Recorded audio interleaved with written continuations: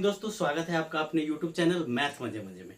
आज हम लोग परसेंटेज का ही सेकेंड टाइप पढ़ेंगे और इस टाइप में बहुत ही शानदार क्वेश्चन सब करेंगे। क्या क्या क्वेश्चन होगा कि कभी वृद्धि हो जाएगा तो कितने परसेंट की कमी होगी, कितना परसेंट कमी होगी तो कितना परसेंट की वृद्धि करना चाहिए, वृद्धि और कमी से रिलेटेड सवाल। आइए क्वेश्चन देखते हैं और करते हुए चलेंगे। क्या क्वेश्चन है इसमें कि यदि खाद्यान्न के मूल्यों में 10% की वृद्धि हो जाए तो किसी व्यक्ति का उनका उपयोग कितने परसेंट कम करना होगा ताकि उसके खर्चे पर कोई असर न पड़े, यानी खर्चा न बढ़े। ठीक है, ऐसा सवाल जब भी आपसे पूछे तो कितना परसेंट दिया हुआ है? 10%। 10% मतलब 1/10, यानी 10 रुपए में 1 रुपया की वृद्धि हो रहा था तो अब 11 रुपया हो गया। अब 11 रुपया में जब तक हम 1 रुपये की कमी नहीं करेंगे तब तक हमारा खर्च क्या होगा? बढ़ जाएगा। इसलिए कितना परसेंट की कमी करना होगा? 11 रुपया में 1, 11 के 1 यानी 9.1/11%। ऐसे देखिए आपको अभी दिखा रहे हैं कि ऐसा क्यों हुआ। कह रहा है कि 10% की वृद्धि हुई। 10% यानी 10% मतलब 1/10। तो 10 में कितने की वृद्धि हुई? इनकम इसका था कितना? 10 था, उसमें 1 की वृद्धि, अब 11 हो गया। ये कब हो गया? उसके मूल्यों में वृद्धि हो चुका है, अब 11 रुपया समान हो गया, लेकिन हमको लाना है कितने पे? 10 रुपए पे। तो 10 रुपए पे लाने के लिए कितना? 1 कम होगा। तो 1 कम का कितना प्रतिशत? तो गुना कर देंगे तो कितना आ जाएगा? 11×99 और 1/100%।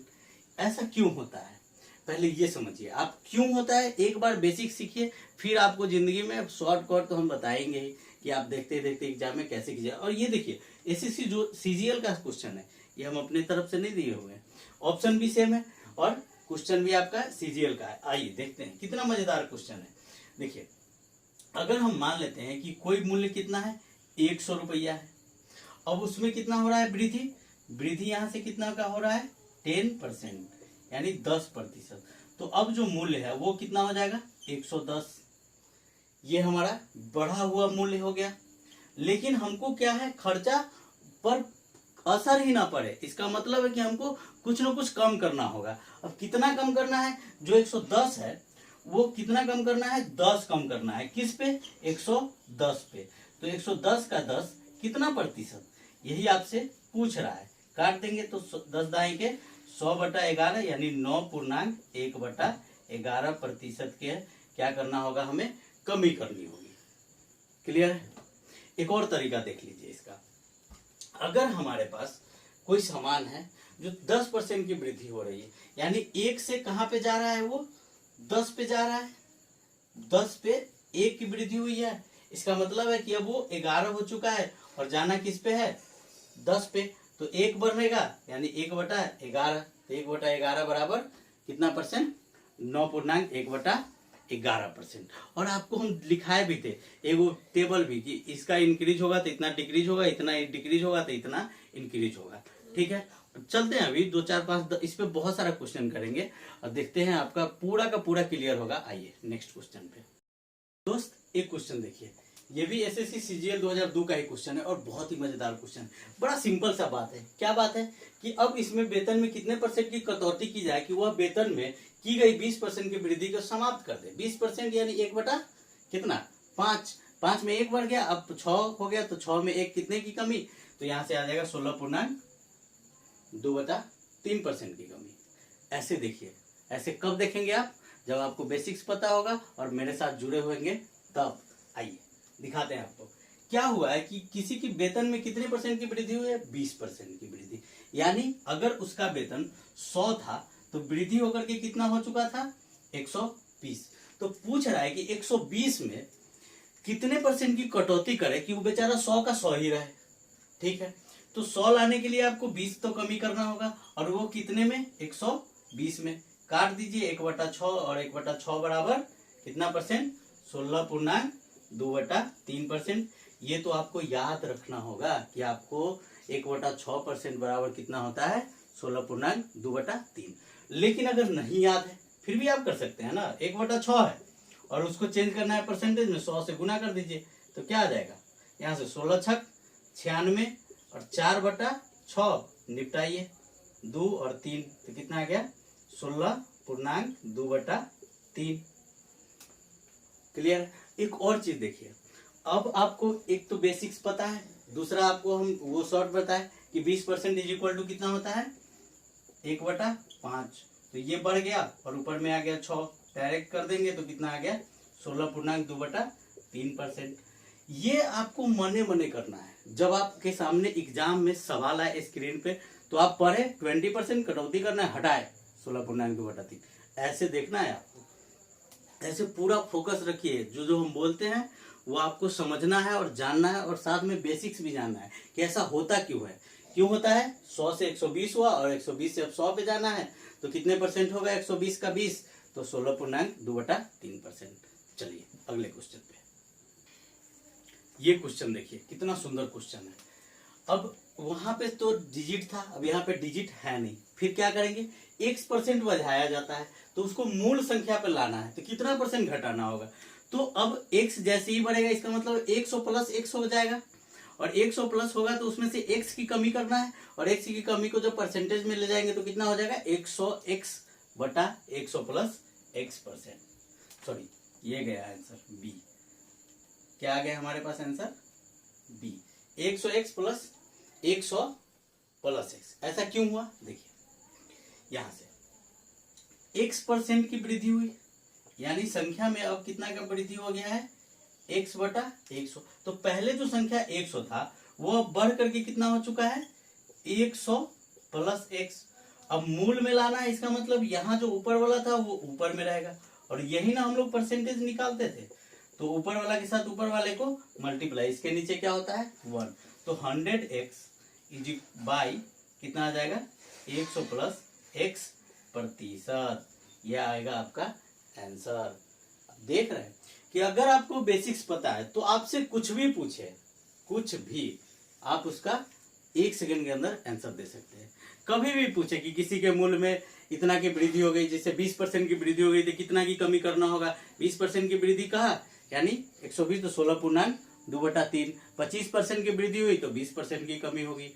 देख रहे हैं, अगर इस सवाल में अगर ऐसे बोल दे क्या कि अगर वो 50% की वृद्धि हुई, 50% की वृद्धि हुई, इंक्रीज यानी वृद्धि हुई, तो कितना परसेंट की कमी करना होगा, तो 50 बटा 150 यानी 1/3 कितना परसेंट के बराबर होता है, तो 33.1/3%।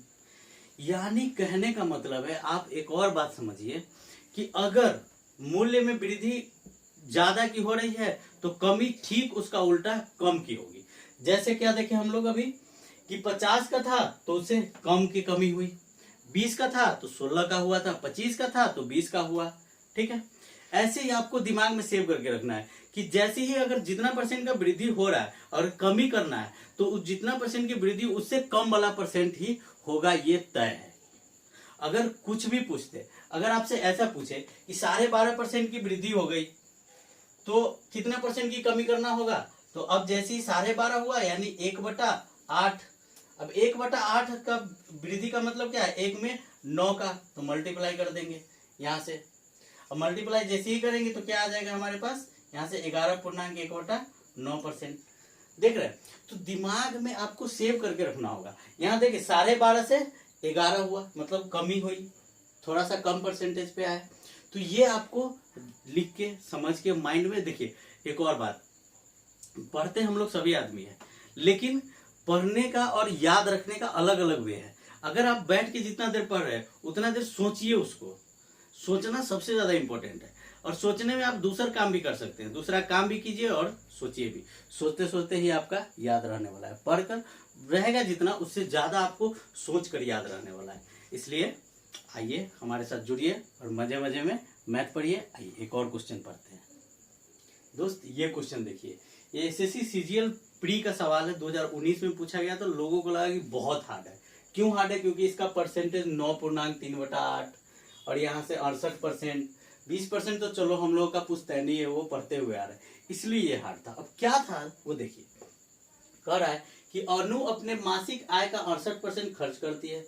यदि उसकी मासिक आय में 20% की वृद्धि होती है, उसकी मासिक बचत में 9.3/8% की वृद्धि होती है, तो उसके मासिक व्यय में कितने परसेंट की वृद्धि। 68% देखकर आपको क्या समझ में आ रहा है कि अगर कोई आदमी 100 रुपया कमा रहा है, 68 रुपया अगर खर्च करता है तो कितना बचाएगा 32, और यहाँ से उसमें कितना की वृद्धि हो रही है, 9.3/8 का मतलब होता है 3/32। अगर नहीं आपको पता है तो आप याद रखिए, और नहीं तो मेरे साथ जुड़े रहिए, हम आपको बताएंगे कि ऐसा क्यों होता है।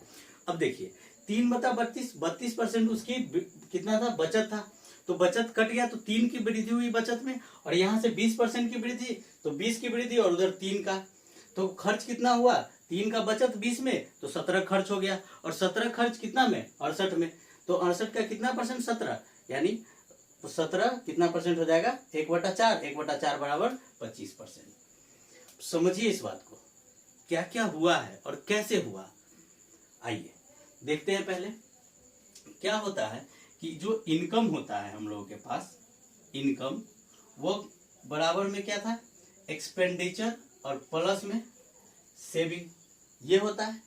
तो हम लोग क्या किए कि इनकम को रख लिए कितना, 100, और एक्सपेंडिचर का जब बात कर रहा है वो कितना है, 68, और तो सेविंग कितना हो जाएगा, 32। और ये जो 32 है इसमें कितने परसेंट की वृद्धि हो रही है, यहाँ से 9.3/8, और इसमें कितने परसेंट की वृद्धि हो रही है, 20%, यानी 20 रुपया। आइए 9 जो यहाँ से 3/8 है, इसको अगर हम तोड़ेंगे तो 9 है 72 और 3 75/8 पे 2 जीरो, क्योंकि परसेंटेज का सेंस क्या होता है, डबल जीरो। अब 25 से इसको काटेंगे, 25 दिया 75 और 8 चौका 32, 8 चौका 32 क्यों किए कि 4 को 25 मिल करके एगो 100 बनाता है, तो 800 बनाने के लिए उसको कितना 25 की जरूरत पड़ेगा, 32, तो 3/32, यानी 32 दिए हुआ है तो 3 कितना आ गया उसका वृद्धि यहाँ से। अब देखिए जब 20 की वृद्धि हुई तो उसमें से तो यहाँ सेविंग में भी 3 की हुई ना, इसका मतलब है कि खर्चा भी कितना बढ़ा है उसका, 17, तभी जाकर के ना 20 होगा, 17 और 3 20, तो ये इसका कितना परसेंट, यानी 17/68 का परसेंटेज निकालेंगे तो क्या आ जाएगा, 25, यानी 25% क्या आ जाएगा हमारा आंसर। ये देखने में लग रहा है, अगर इसको आप बेसिक से बनाने गए, XYZ पे बनाने गए, फिर इसका जो सॉल्यूशन आएगा वो आपका 3 पेज में आएगा, लेकिन आप इसको देखते देखते कर सकते हैं। अच्छा 68 रुपया खर्चा करे चाहिए बउआ, तो 32 को बचावे से, अब 32 में कितना के वृद्धि हुआ, 3/32, यानी 3 के वृद्धि, एन से 20 तो कर 17, 17 68 के क्या परसेंट, 25%, हटाओ 17 चौका 68, 25 चौका 100, ऐसे देखिए। और ऐसा सिर्फ आपको हम दिखाएंगे, कब, जब आप मेरे साथ जुड़िएगा, मेरे चैनल को सब्सक्राइब कीजिएगा, लाइक कीजिएगा, दोस्तों के साथ शेयर कीजिएगा, और फिर मजे मजे में मैथ पढ़ेंगे। आइए।